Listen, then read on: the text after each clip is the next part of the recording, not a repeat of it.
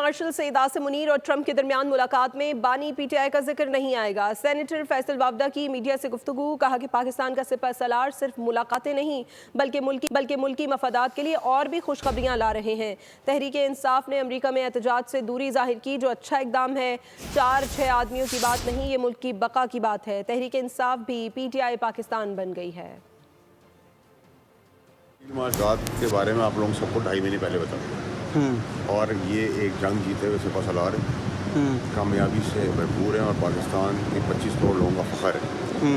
اور یہ محدود سے ملاقاتوں کو نہیں دے گا۔ یہ میرے خیال سے if I'm not wrong یہ پاکستان کی ریسنٹ ہسٹری کے پہلے چیف ہیں جو پریزیڈنٹ سے مل رہے ہیں امریکہ کے، اور اس میں کسی قسم کا کوئی ڈسکشن عمران خان صاحب سے ریلیٹڈ نہیں آئے گا، نہ ہوگا۔ اور پاکستان کا جو سپہ سالار ہے اس سے ملاقاتیں نہیں کر رہا، پاکستان کے لیے اور اچھی خوشخبریاں بھی لے کے آ رہے ہیں، جو میں نے آپ کو کئی مہینوں پہلے بتایا تھا کہ جو 40 سال میں نہیں ہوا اگلے 40 سال کے لیے ہونے جا رہا ہے۔ تو میں انتظار کروں گا کہ اس کی announcement I S P R کرے یا گورنمنٹ کرے، اور باقی ضرورت پڑی تو میں بھی کر دوں گا، لیکن پاکستان کے لیے مثبت اور اچھی خبریں دبا آ رہی ہیں۔ سبسکرائب کریں اور بیل دبائیں تاکہ کوئی خبر رہ نہ جائے۔